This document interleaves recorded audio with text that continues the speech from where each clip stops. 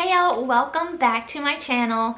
Today I have my January wrap up for y'all, and I read/listened, well, I listened mostly, but I did read I think 5 out of the 15 books for January. January was a good month for me. I didn't do a TBR for January because January just kind of snuck up on me, and I didn't really know what I wanted to read. I didn't like have anything planned out, so I was just like, I'm just gonna read what I feel like it. I kind of brought some books over from December or November. I don't remember what TBR I filmed that I didn't read in December. I think it was my December TBR, and I didn't read a lot of that TBR, so some of that's in January's. It's very confusing, but anyway, it's gonna be a laid back wrap up. It is Sunday evening, and I got me a little glass of wine I'm gonna be enjoying. I got comfy on my little couch here in my office, and we're gonna talk about some books. But before we do, I just want to approach the elephant in the room. I don't know if y'all noticed in my last video, I forgot to talk about it because I wasn't even thinking about it, but I just put my medicine on it, so I was like, oh crap. They're probably like wondering if I got a busted lip or what happened. But I get fever blisters, not very often. I get them like maybe once a year. I used to get them all the time, and I used to take lysine supplements for them, but I got off the supplements when I started having that stomach issues and coughing issues back in like 2017. I had gotten off everything, and ever since then they've been coming back. So I started back on my lysine just recently, but this one popped up. But I think it popped up mainly because I had a stressful week last week. This is gonna be like a therapy wrap-up session. Anyway, Michael, my husband, caught the flu last week, so he was home all last week, and I was taking care of him. Last week was also our 20th year anniversary, so we didn't really get to celebrate, but I did go buy us a nice bottle of wine, which is what I'm drinking tonight. We actually had us both a glass last night to kind of celebrate, because he's been feeling better since Friday. Today's Sunday, and thank goodness, because we leave for Disney on Wednesday, and that would not have been fun. So I thank God that he caught the flu when he did, if he was gonna catch it. But anyway, with him getting the flu and then trying to get everything ready and together and planned for Disney, it was a stressful week last week. So this popped up as a result of the stressfulness. But anyway, it's okay. It's actually better than it was. It was really bad, but it's better now. But anyway, here we are. Let's talk about some books.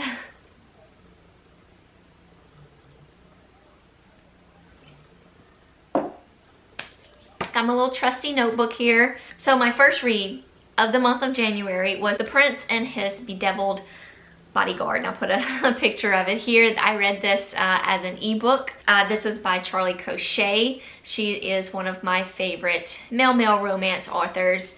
She's the author that wrote the 3rd series, which is my absolute favorite series. If you have not checked it out, I highly recommend it. I highly recommend the audio too, because it's just that good. I enjoyed this little story. It was sort of a short little story, paranormal, male romance. These characters were shifters. It's sort of like a fantasy world as well. So we have Prince Owen. He is a cat shifter, and he's very much all about himself, and he has a task to perform. But he is the prince of the, what are they called? The Ocelot shifters. Anyway, being a prince of these shifters, he has to report to his king, which is King Alaric, who I immediately fell in love with. Even though this is a short story, I immediately fell in love with these characters. So King Alaric sends him on this quest, and he sends him and his bodyguard, which is, his name is Grim, and he is a wolf shifter. The king sends him out on this quest with his bodyguard, but it's almost like the king is just giving him this little quest with his bodyguard to make them become more aware of each other and maybe fall for each other. It was cute, it was fun, it was a fast read for me. I gave it 4 stars. I just fell in love with all the characters, as I normally do with Charlie Cochet's writing. I just love all her characters. She just brings them to life. Next I read, and I did read that. I read that on ebook. I think I mentioned that. Next up I read Honeymoon for One. This is by Kira Andrews. Oh my gosh, I loved this story. I also read this as an ebook form. I gave it 5 stars, male romance. This is also a first-time author for me, so I will be reading more of her work. But we have Ethan, who thought he had the perfect life. He had the perfect boyfriend. He was happy with his job. They were getting married, like in 2 days or something. And then one day he comes home from work and finds his fiance in bed with his best friend. So that's gotta be shocking, right? I immediately latched on to Ethan. I loved him so much, and I just felt for him. He was such a lovable character. Well, he's always wanted to go to Australia, so that was their honeymoon. Their honeymoon was to go to Australia and do all these tours and just have a lovely honeymoon time. But he decides he's gonna just go by himself. On these tours, he meets tour guide Clay. Clay is a sort of burly, handsome, rugged Australian guy. He is divorced from his wife, and he lives with his daughter there in Australia, and then he does these tour guides. So him and Ethan sort of form a friendship on this little time that Ethan is there in Australia for his honeymoon, and he starts to develop these feelings for Ethan that he never would have thought that, you know, feelings that he could develop. Like I said, he was married to a woman, but he's never dated anyone. He's never been interested in anyone since then. So it was kind of one of those stories where he wasn't really that happy in his marriage. Like, his marriage never felt fulfilled for him, and he didn't really understand why. And then he meets Ethan, and he realizes pretty much, like, probably all his life he's probably been attracted to men, and he never really saw that until Ethan. So they start to form a bit of a closer bond, and then of course they run into the trouble of Ethan having to go back home from his honeymoon. And you know, Clay is from Australia, his family is there, so it was just a fun, loving story. I fell in love once again with the characters. It was a very, very slow burn romance, which I loved. And once them two got together, once Ethan and Clay got together, it was just like magic. It was so good. It was so steamy and sexy, and I loved every minute of it. So yes, I will be reading more from this author. Next, I read All the Beautiful Lies by Peter Swanson. This was a mystery thriller that I gave this 4 stars. It was really good. I was kind of worried at first. It was sort of a little slow in the beginning. It took me a little bit to connect with the characters and really just figure out their place in what was happening. There are 2 timelines in this book. So we follow Alice, and we follow her from the past, and we follow her in present time, and we also follow Harry. He is Alice's stepson in present time. So Harry gets a call from Alice saying that his father died in like a tragic accident. Harry was away in college, so he immediately comes home to be by his stepmother's side, and just to figure out what he needs to do. His father owns like a bookstore, I believe. I will say that there was so much information in this small book. It was less than 300 pages and so much information. Just pay very close attention. I did listen to this book on audio. The narration was very good. So anyway, going back to Alice, so you get her sort of past life and what she went through, like growing up as a child, with a mother that was never really there for her, sort of like an alcoholic mother, how she sort of grew up with her stepfather, and there may have been some weird relations with the stepfather. And then later on in Alice's present life, there seems to be maybe some relations with Harry. But his father's death, he never felt like his father's death was an accident. He's starting to feel like the more and more he gets into it, like talking to the police and like figuring out where his father was when the accident happened, with the autopsy report and everything that's coming in and all the information he's getting, he's starting to wonder if the accident was not an accident at all. And as he gets closer to the truth, more things about Alice come to the surface. It's just, like I said, there is so much information in this small book. I was just like so overwhelmed. Like I had to kind of like go back or just like stop and be like, wait, what's happening? Who did this? Who's this person? Where does she belong? It was all over the place, but it was very good. I very much enjoyed it. Gave it 4 stars. Next, I attempted to read West of Sin by Wesley S. Lewis. This was an ARC that was sent to me by the author, but I just didn't care for it. I liked the characters a lot. I really did like the characters. I don't even remember their names. I think I DNF'd the book around 100 pages or so.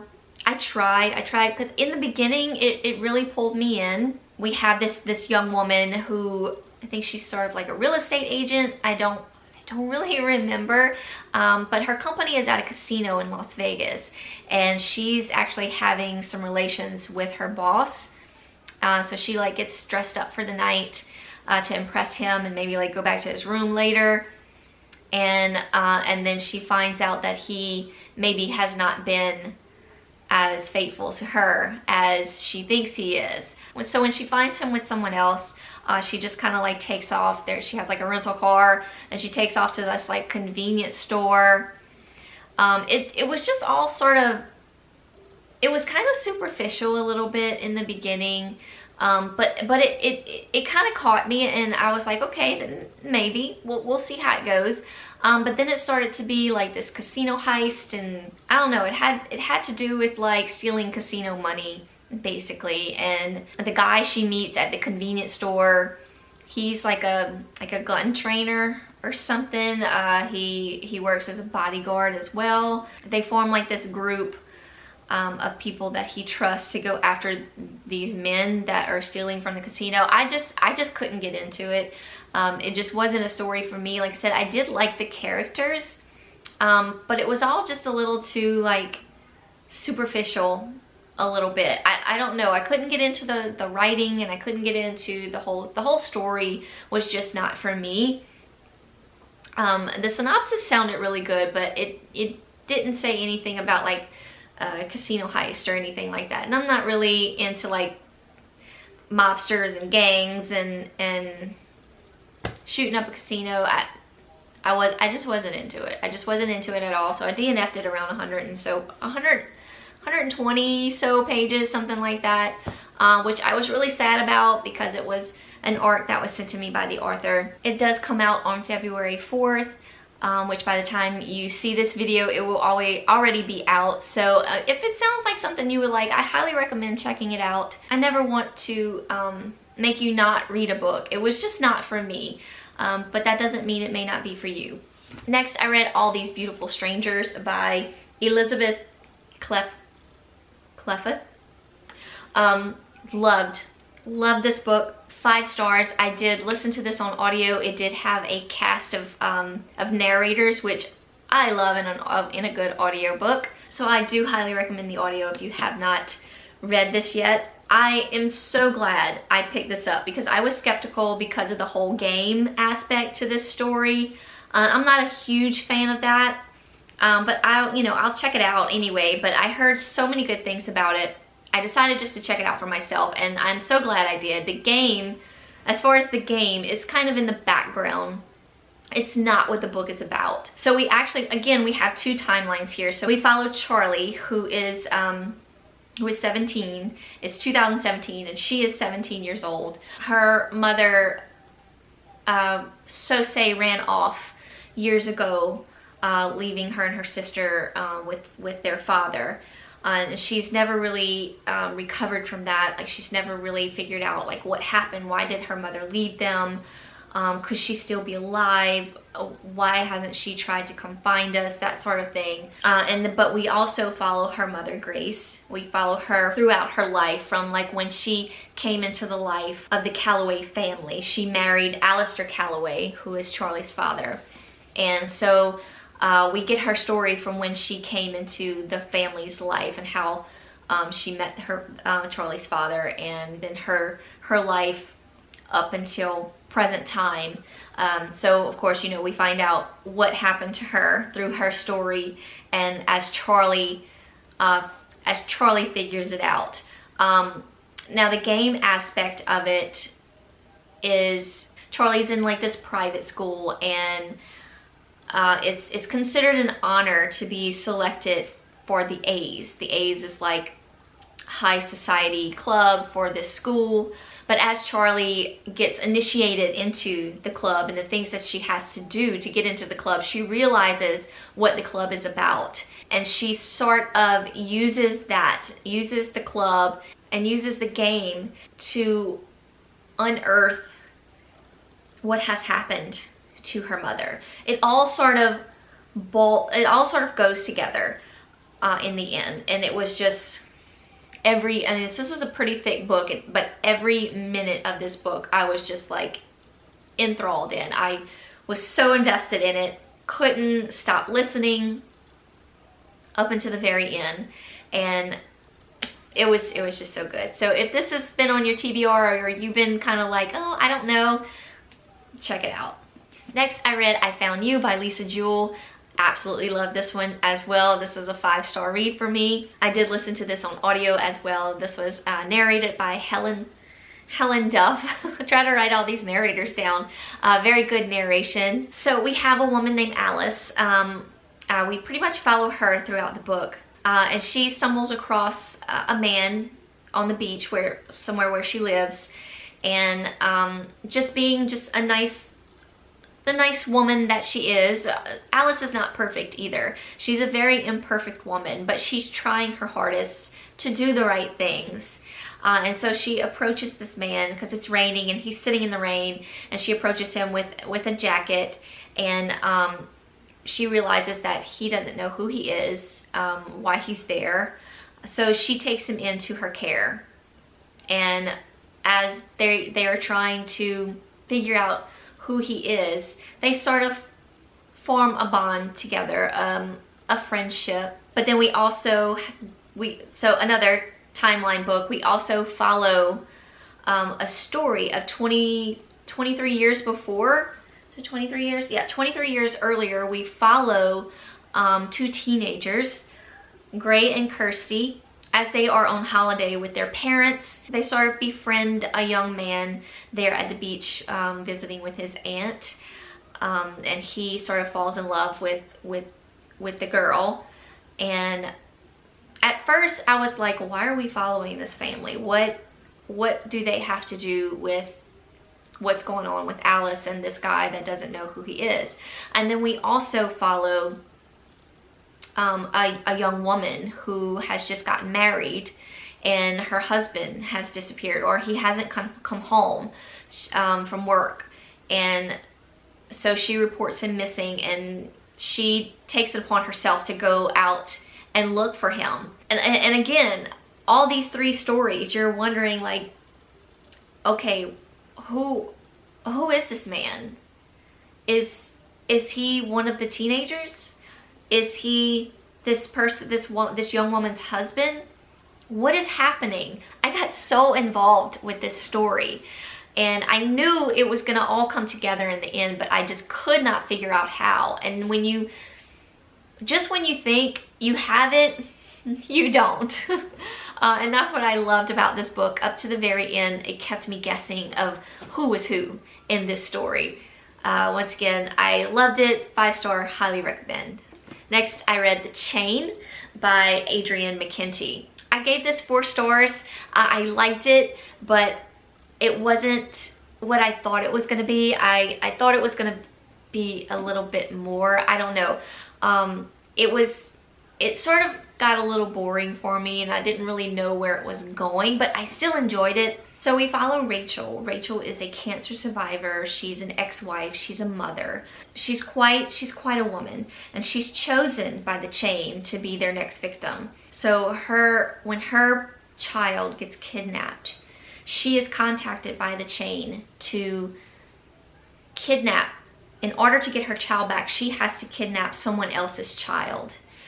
So it's like an ongoing thing. So you get that whole aspect for it, and you get to see what she has to go through to get her daughter back, the things that she has to do, the person that she has to become. I just thought it was going to be a little bit more with that aspect. But what I did like about it, it got very, very intense, because Rachel takes it upon herself to be the person that is going to take down the chain. So she cannot, her daughter cannot live her life knowing the things that is going on, because her mother had to kidnap someone else, and she is having like PTSD.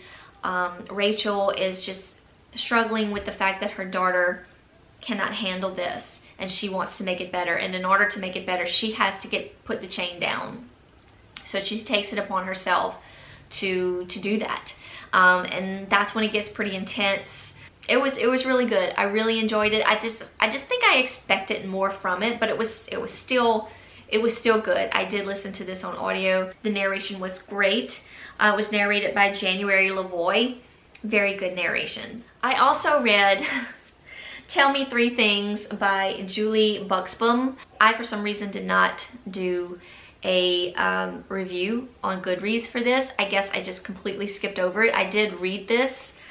Loved it. This is a young adult. I gave it 5 stars. It was definitely fun to read. A lot of it is, not a lot of it, but she has like this person that is emailing her. So our main character that we follow, goodness, I don't remember what her name was, and I can't go back to my, oh, her name was Jessie. And she moves to LA with her father.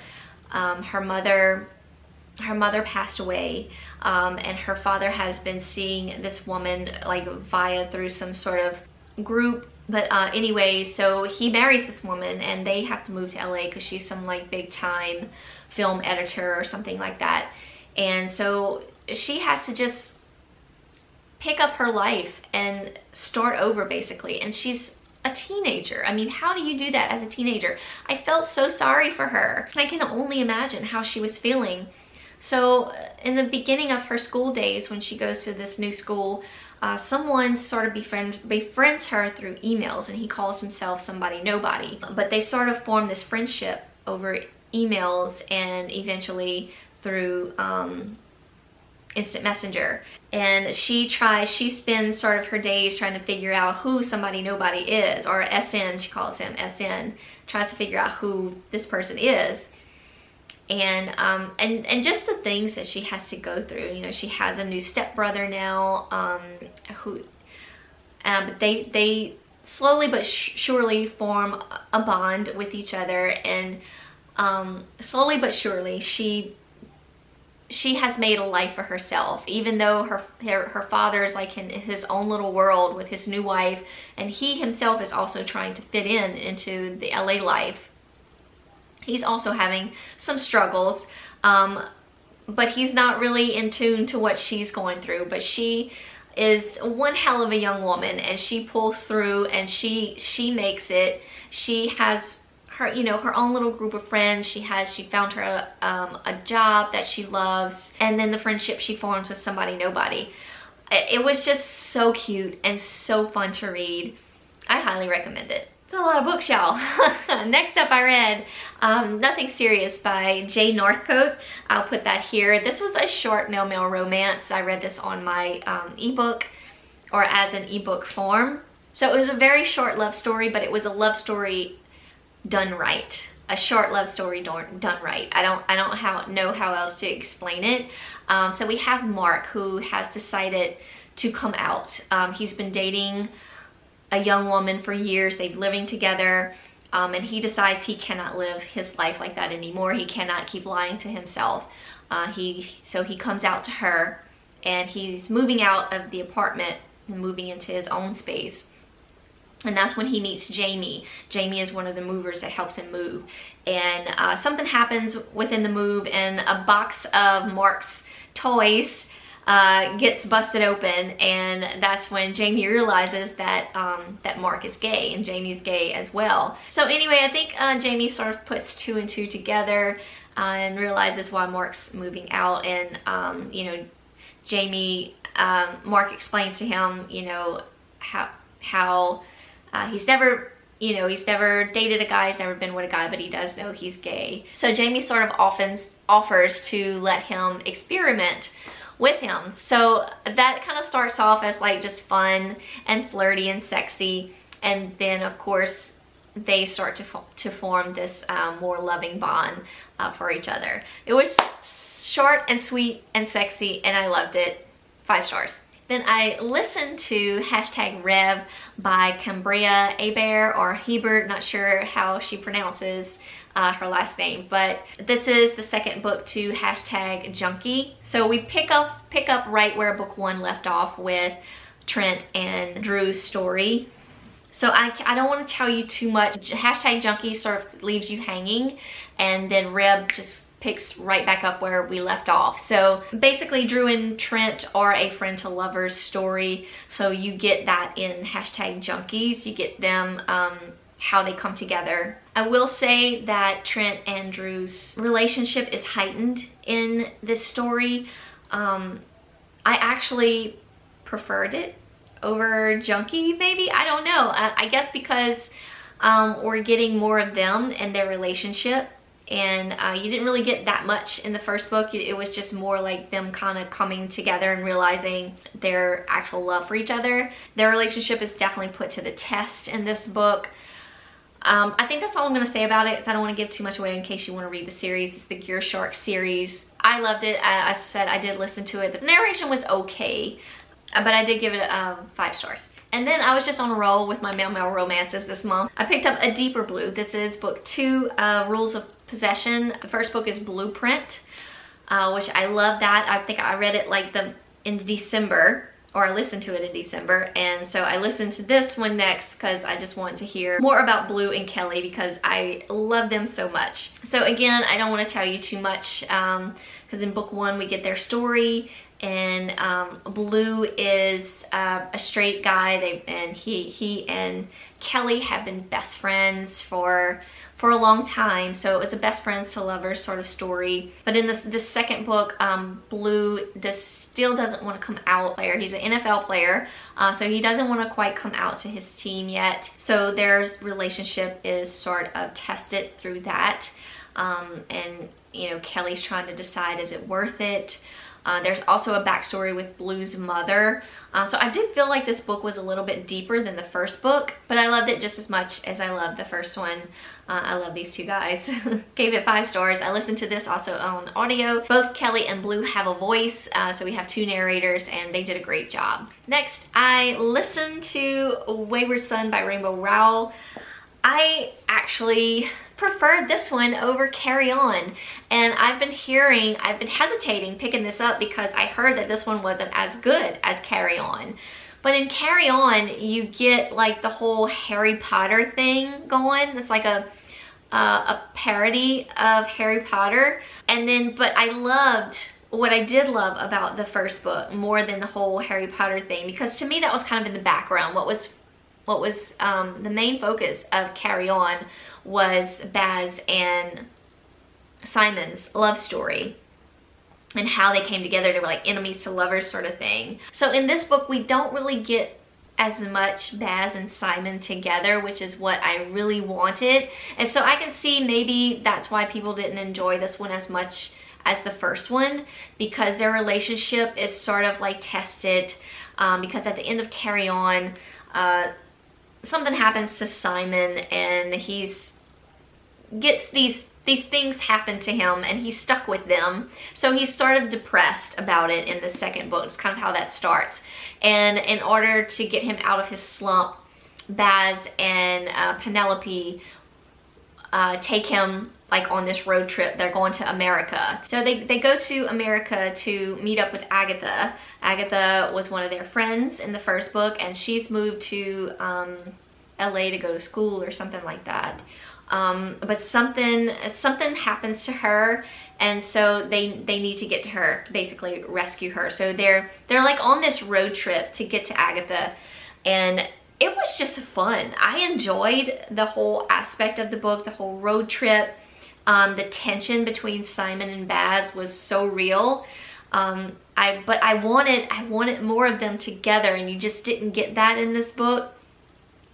But I enjoyed the story more. Along the way, they meet more characters. So you have a couple new characters that show up in the book. They get themselves into a good bit of trouble, as Harry and his crew always did. I did give this 4 stars because, again, I mean, I loved it, but I wanted more Baz and Simon.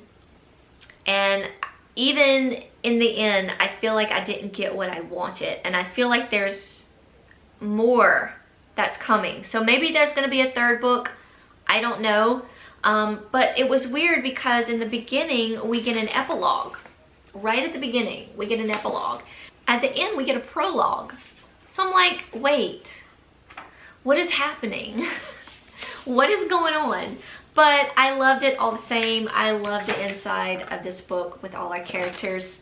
And then I especially love Simon and Baz in the back.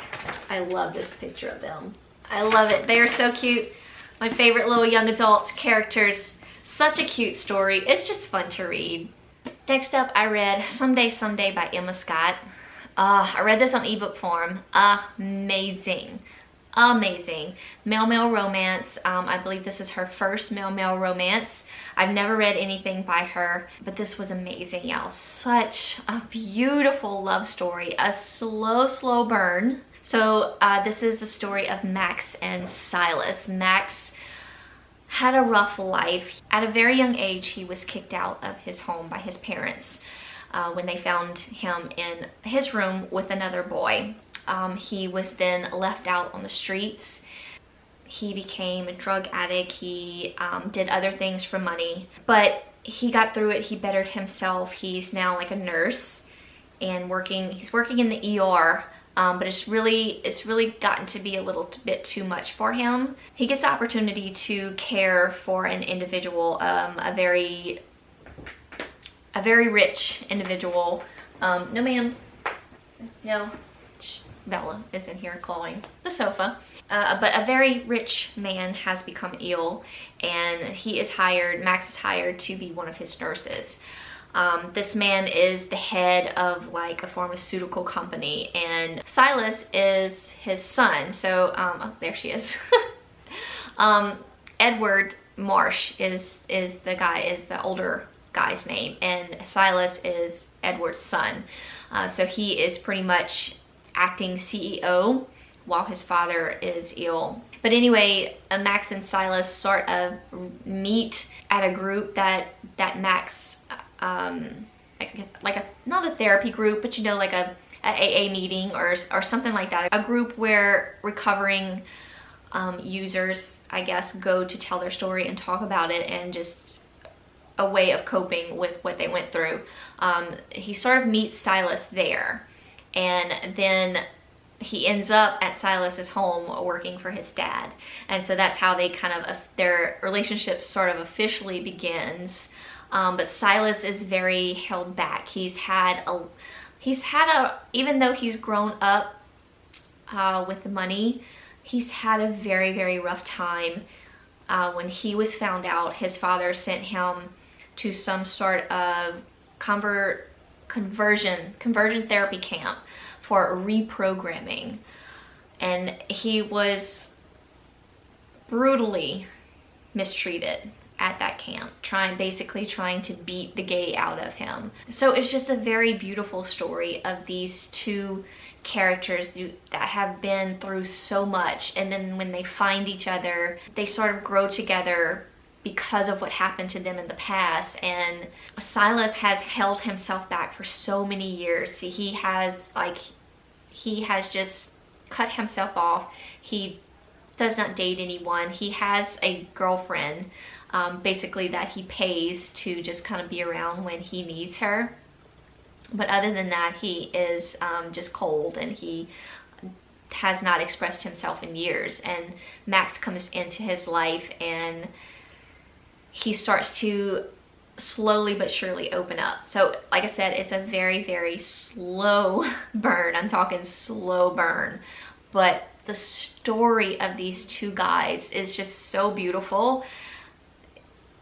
It's, again, one of those stories when they come together, it's just amazing. But it's not all about that. I mean, yes, it was sexy, but it's more about their story and how they came together and how they are coping with their past. And it's just beautiful. It's just beautiful. I highly recommend it. Please pick it up.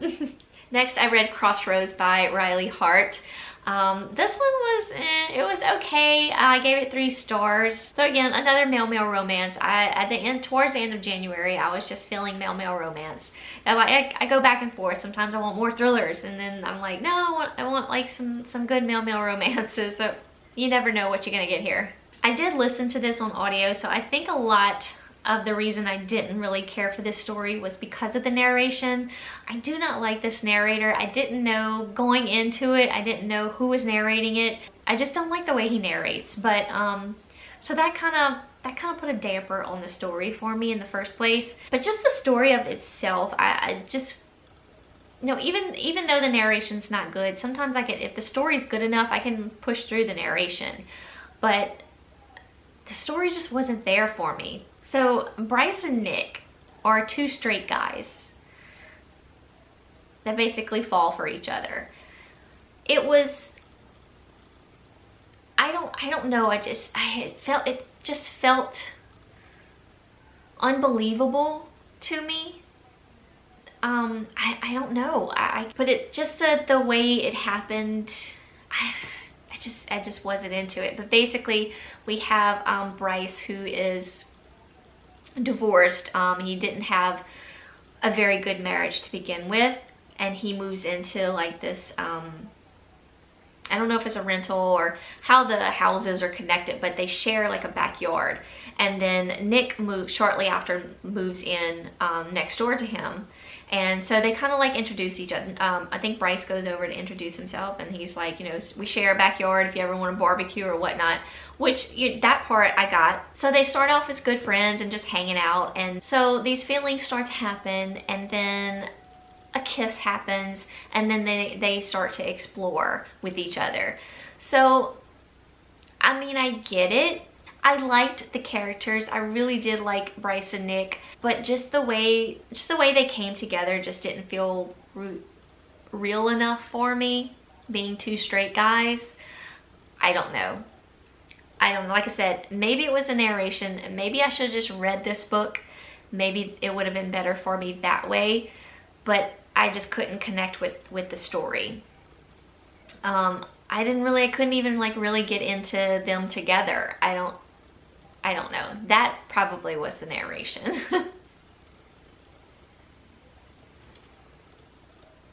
Then I finally picked up The Family Upstairs by Lisa Jewell. I'm torn. I'm truly torn with this book. I liked it at around chapter 50. The rest of the chapters in this book, I was just like, I don't know. I felt it was boring. It does have to do with like a cult kind of situation. I'm not really into that.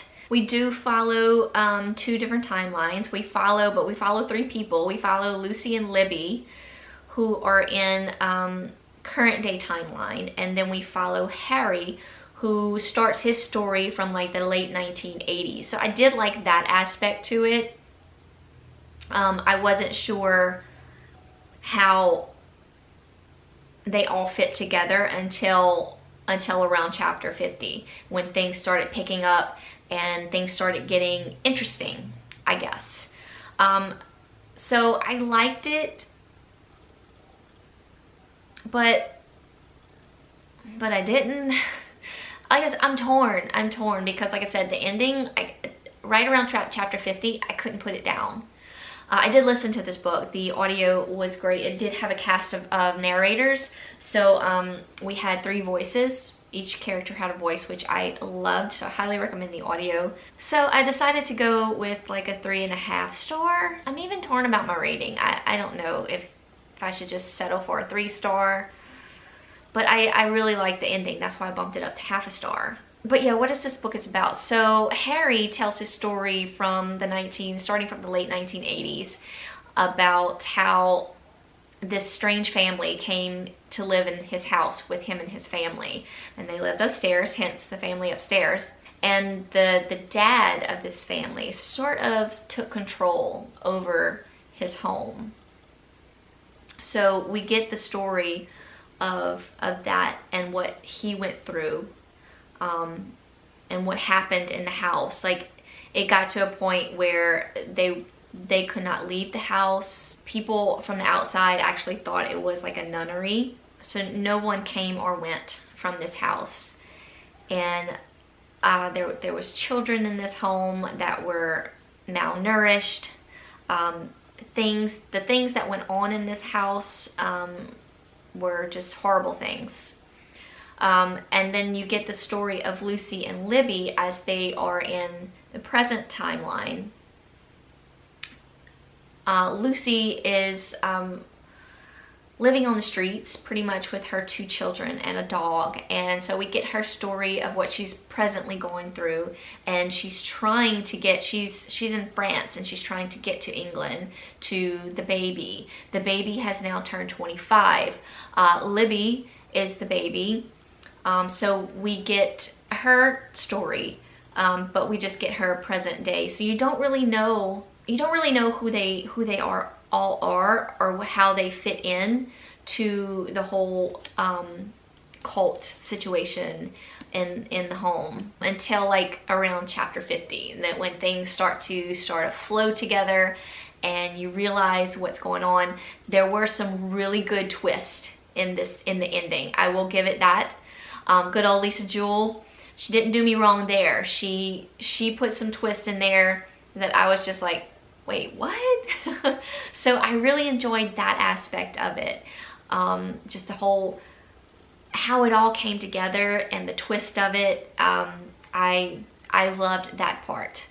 The whole cult and what went on with the family in the house, I didn't like at all. So yeah, 3.5 stars. I really wanted to love this.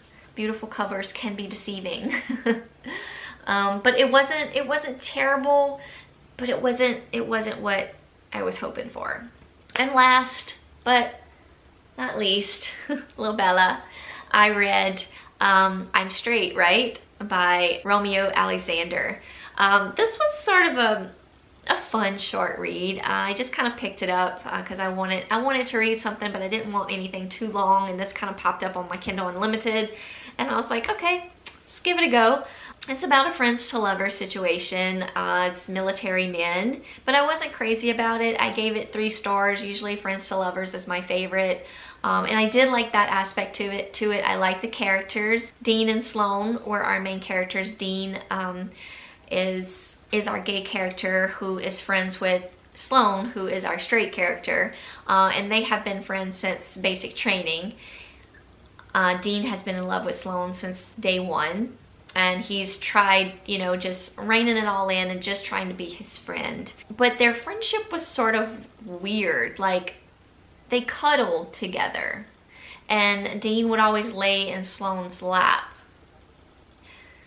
I just didn't feel like Sloane, being a straight guy, would do that. Because Sloane kind of stayed with the whole I'm straight, I'm not gay kind of thing. But yet he had feelings for Dean. He didn't look at any other guys that way except for Dean. I guess that can happen. I mean, I don't know. But it just felt just too unbelievable for me.